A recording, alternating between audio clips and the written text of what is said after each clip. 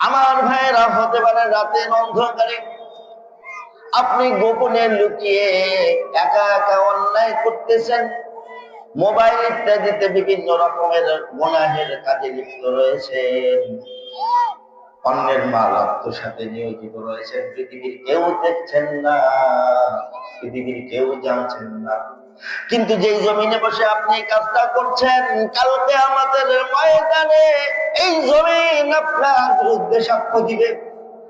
One শাবাবিহি ফিমা আবলাহু, এবং যৌবন সম্পর্কে জিজ্ঞেস করা হবে, বান্দারে যৌবন নামক যেই নিয়ামত তোমাকে দিয়েছি, সেই নিয়ামতটা কোন কাজে ব্যয় করেছো? যৌবনের হিসাব আল্লাহর সামনে দিতে হবে। হ্যাঁ রে যুবক ভাইয়েরা, কেউ ভাইয়েরা, আজকে আমাদের হালত একটু পর্যালোচনা করে সে বিষয়ের উপরে সংক্ষেপ আলোচনা করব। আজকের সমাজে এমন কোন অন্যায় নেই, এমন কোন পরিচিত কাজ নেই যেটা আজকে হচ্ছে না। চুরি বলেন, ডাকাতি বলেন, ওজনে কম দেওয়া, মানুষের মাল আত্মসাৎ করে খাওয়া, এমনকি জমির আইন ঠেলে দিয়ে আরেকজনের জায়গা দখল করা, এমন পরিচিত কাজ ওই সমাজে হয়। কথা বলুন ঠিক কিনা আমার ভাই? জেনা, ব্যভিচার, পরকীয়ার নামে ধ্বংসাত্মক কিছু জিনিস আছে না নাই? আমার ভাইয়েরা, আল্লাহ রাব্বুল আলামিন বলেন, আহাসিবান নাস আন ইউতরাকু আন ইয়াকুলু আমান্না ওয়া হুম লা ইফতানুন। আল্লাহ রাব্বুল আলামিন বলেন, মানুষেরা কি মনে করে নাকি তারা বলবে আমরা ইমানদার, ইমান এনেছি, এই কথার উপরে আমি তাদেরকে ছেড়ে দিব, আমি তাদেরকে কোনো পরীক্ষা করব না, আমি তাদেরকে জাস্টিফাই করব না, দুনিয়ার জীবনের হিসাব নিকাশকে আমি নিব না।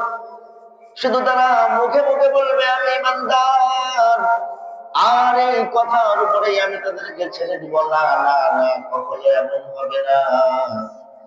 আমার প্রাণের ভাইয়েরা, আমাদের 24 ঘন্টা 24 আওয়ার্স দুজন ফেরেশতা আমাদের সকল আমাল গুলিকে লিপিবদ্ধ করতেছেন। আজকে এই দুনিয়ায় হয়তোবা আপনি অন্যায় করে পার পেয়ে যান, আপনার অন্যায় কেউ দেখে না, কেউ শোনে না, কেউ বোঝে না, কিন্তু কিয়ামতের ময়দানে কেউ আপনাকে আমাকে বাঁচানোর ক্ষমতা রাখে না। কথা বলুন ঠিক কিনা আমার ভাইয়েরা? আল্লাহর থেকে পালাবার কোন রাস্তা রাখা হয় নাই।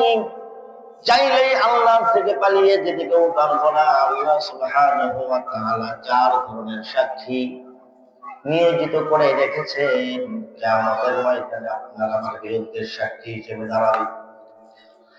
1 নম্বর হচ্ছে নামায়ে আমাল। আল্লাহ রাব্বুল আলামিন বলেন, ওয়াউদিয়াল কিতাবু ফাতারাল মুজরিমিনা মুশফিকিনা মিম্মা ফিহি ওয়া ইয়াকুলুনা ইয়া ওয়াইলাতানা মা লিহাযাল কিতাবি লা ইউগাদিরু সাগীরাতান ওয়া লা কাবীরাতান ইল্লা আহসাহা। কিয়ামতের ময়দানে মানুষ দুনিয়াতে অন্যায় করে পার পেয়ে যায়, কিন্তু কিয়ামতের ময়দানে পার পাওয়ার কোনো সুযোগ থাকবে না। কারণ কিয়ামতের ময়দানে আল্লাহ সুবহানাহু ওয়া তাআলা নামায়ে আমাল সামনে পেশ করবেন, এমন একটি আমলনামা, এমন একটি রেজিস্টার, যেখানে ছোট থেকে ছোট বিষয়, বড় থেকে বড় বিষয়, কোনো বিষয়কেই বাদ রাখা হয় না। সকল কিছু সেখানে উপস্থিত পাবো আমরা। আমার ভাইয়েরা, অনেকেই প্রশ্ন করবে, অনেকেই ভাববে, সামান্য একটু জমির আইনি তো ঠেলেছি, সামান্য একটা মিথ্যা কথাই তো বলেছি, অন্যের মেয়েকে দেখে, পরনারীকে দেখে সামান্য একটু তো একটু করেছি, বেশি কিছু তো করি নাই, সেটাও কি লিখে রাখতে হয়? মানুষ বড় আফসোসের সাথে বলবে, ইয়া ওয়াইলাতানা মা লিহাযাল কিতাব।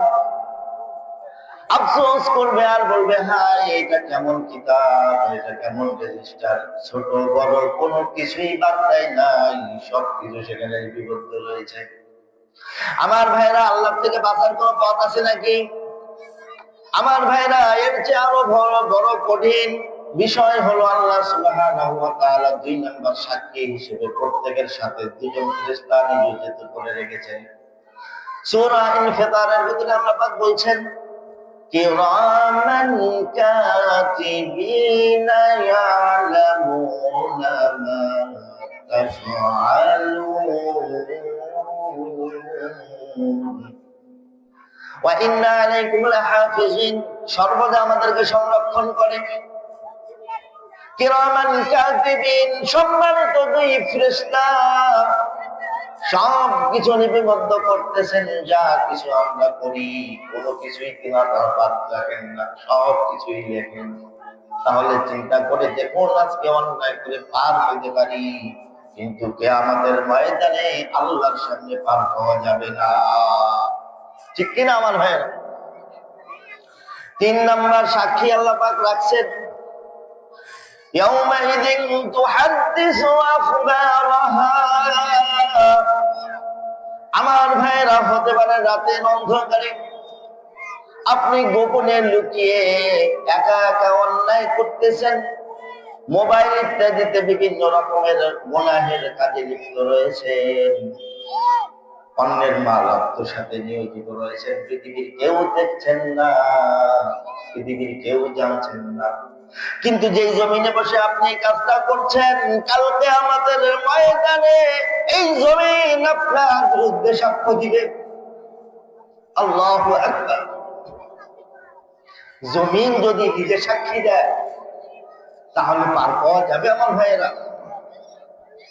জায়গা জমিন আপনার আমার বিরুদ্ধে সাক্ষী দিবেন, বলবে আমার এখানে বসে সে কোরআন তেলাওয়াত করছে, যদি ভালো কিছু করি সেটাও বলবেন। এই যে আজকে কোরআনের মাহফিল হচ্ছে, কোরআনের মাহফিলে আমরা যারা বসেছি, যারা কোরআনের আলোচনাগুলি শুনছি, এই জায়গাগুলো আপনার আমার পক্ষে সাক্ষী দিবে যে তারা কোরআন শুনেছিল এই সময়টায়। আবার যারা সিনেমা হলে বসে সিনেমা দেখে, বিভিন্ন জায়গায় বসে বসে শুয়ে শুয়ে অন্যায় করে, আল্লাহর নাফরমানি করে, পৃথিবীর কেউ না দেখলেও জমিন সেটাকে রেকর্ড করে রাখতেছে। কিয়ামতের দিন জমিন সেই সাক্ষ্য প্রদান করবে। আমার ভাইরা, 4 নম্বর সাক্ষী আরো বড় ভয়ঙ্কর। আল্লাহ রাব্বুল আলামিন বলেন, আজকে দুনিয়ার জীবনে মানুষ টাকা পয়সা দিয়ে, ঘুষ দিয়ে মানুষকে কিনে ফেলতে পারে, সত্যকে মিথ্যা আর মিথ্যাকে সত্য করতে পারে, কিন্তু কিয়ামতের ময়দানটা এত বড় ভয়ঙ্কর হবে, এত বড় ভয়ঙ্কর হবে আমার ভাইয়েরা, সেখানে সাক্ষীকে বদলানোর কোনো সুযোগ থাকবে না। কারণ সেখানে সাক্ষী দিবে নিজের শরীরের অঙ্গ প্রত্যঙ্গ। আল্লাহ পাক বলছেন, আল-ইয়াওমা নাখতিমু আলা আফওয়াহিহিম ওয়া তুকাল্লিমুনা আইদিহিম ওয়া তাশহাদু আরজুলুহুম বিমা কানু ইয়াকসিবুন। আল্লাহ পাক বলেন, আমি জবানটাকে বন্ধ করে দিব। এই জবান অনেক সময় মানুষের টাকা খেয়ে মানুষের বিপরীতে কথা বলেছে, ঘুষ খাওয়ার পরে এই জবান অন্যায়ের বিরুদ্ধে, অন্যায়ের পক্ষে কাজ করেছে, ন্যায়ের পক্ষ নেয়, এই অন্যায়ের পক্ষে কথা বলেছে। কেউ সেদিন তার বিচার করতে পারে নাই, কেউ তাকে ধরতে পারে নাই। এর জন্য আল্লাহ পাক কিয়ামতের ময়দানে মানুষের জবানটাকেই বন্ধ করে দিবেন, জবানকে বন্ধ করে দিবেন। আল্লাহ বলছেন, তাদের হাতগুলো আমার সাথে কথা বলবেন। আমার ভাইরা, এই যে শরীরের জন্য আজকে কত কিছু আমরা আয়োজন করি, শরীরটা ফিট রাখার জন্য কত আনন্দ, কত কিছু মাখি, কত কিছু করি, ভালো ভালো খাবার চেষ্টা করি যাতে শরীরের ফিটনেস ভালো থাকে। খুব ভালো ভালো সুনো পাউডার ইত্যাদি লাগায় নিজের চেহারা, নিজের শরীরটাকে সুঠাম রাখার চেষ্টা করি। আমার ভাইরা, কিয়ামতের ময়দানে শরীর আপনার আমার বিরুদ্ধে সাক্ষী হয়ে দাঁড়াবে। কত কঠিন কথা চিন্তা করে দেখেছেন? আপনার আমার শরীর আপনার আমার বিরুদ্ধে দাঁড়িয়ে যাবে। আমার ভাইরা, যখন এমন হালত হয়ে যাবে, তখন মানুষ নিজেই নিজের দেহকে বলবে, ও আমার দেহ, ও আমার হাত, ও আমার পা, তুমি আজকে আমার বিরুদ্ধে কেন সাক্ষ্য দিচ্ছ? তোমার জন্যই তো আমি এত কিছু করেছি, তোমার জন্যই তো চুরি করেছি, তোমার জন্যই তো জেনা ব্যভিচারে লিপ্ত হয়েছি, তোমাকে আনন্দ খুশি দেওয়ার জন্যই তো আমি মানুষের আল কোরআনের পথ না ধরে শয়তানের পথ আমি অনুসরণ করেছি। তোমার কারণে তো আলেম ওলামাদের সাথে না ঘুরে ভণ্ড নেতাদের পিছনে পিছনে ঘুরেছি। আজকে কেন তুমি আমার বিরুদ্ধে সাক্ষ্য দিচ্ছ? লিমা সাহিত্য না, কেন তুমি এমন করে সাক্ষ্য দিচ্ছ? তখন অঙ্গ প্রত্যঙ্গ বলবে আনতাকাল্লাহুল্লাযী আনতাকা কুল্লা শাই, ওই মহান সত্তার প্রশংসা, ওই আল্লাহর কথা বলছি, যে আল্লাহ সবকিছুকে কথা বলার শক্তি দান করে থাকে, সেই আল্লাহ আমাকে শক্তি দিয়েছেন কথা বলা। আমার ভাইয়েরা, বড় কঠিন হবে সেই দিন, আমাদের উপস্থিত হতে হবে। কেউ বলতে পারবো না যে আমি তো মুসলমান, আল্লাহ আজকে আমার কেন বিচারের কাঠ করে দান করালেন, এই কথা বলে কেউ পার করতে পারবো না, সবাইকেই সেখানে ধরা। আমার ভাইয়েরা, সুনানে তিরমিজির হাদিস, عن ابن مسعود رضي الله عنه أنه قال قال رسول الله صلى الله عليه وسلم لا تزول ابن آدم من عند ربه حتى يسأل عن خمس। কিয়ামতের ময়দানে বনি আদম পাঁচটা প্রশ্নের উত্তর না দেওয়া পর্যন্ত এক কদম সামনে বাড়তে পারবে না, এক কদম পিছনেও পিছাতে পারবে না। পাঁচটা জিনিস সম্পর্কে কিয়ামতের ময়দানে আল্লাহ পাক জিজ্ঞেস করবেন। এক নম্বর হলো আমলি ফিমা আপনাহু, আল্লাহ বলবেন ও বান্দা, তোমাকে যে একটা হায়াত দিয়েছে 30 বছর 40 বছর 50 বছরের একটি হায়াত, এই হায়াতটা কোন কাজে ব্যয় করেছো? এই প্রশ্নের উত্তর না দিয়ে এক কদম টান টান হওয়া যাবে না। কত কঠিন কথা, চিন্তা করে দেখেছেন আমার ভাইয়েরা? এক কদম সামনে বাড়া যাবে না, জীবন কোন কাজে ব্যয় করেছি সেটার উত্তর না দেওয়া পর্যন্ত। ওয়ান শাবাবিহি ফিমা আবলাহু, এবং যৌবন সম্পর্কে জিজ্ঞেস করা হবে, বান্দারে যৌবন নামক যে নিয়ামত তোমাকে দিয়েছি, সেই নিয়ামতটা কোন কাজে ব্যয় করেছো? যৌবনের হিসাব আল্লাহর সামনে দিতে হবে। হ্যাঁ রে যুবক ভাইয়েরা, কি খারাপ অবস্থা! এই যে 2024 আগস্টের আগ পর্যন্ত যুবক তরুণদের সাথে কথাই বলা যেত না। কি রাত, কি জ্ঞান, কিশোর জ্ঞান, এই জ্ঞান সেই জ্ঞান, কথাই বলা যায় না। আল্লাহর রহমতে যুবকরা আবার যখন কোরআনের পক্ষে এসে, দেশের পক্ষে এসে, দেশের সার্বভৌমত্বকে রক্ষার জন্য যখন মাঠে নামলো, আল্লাহ পাক একটা জাতির উত্থান ঘটায় দিয়েছে। আল্লাহু আকবার।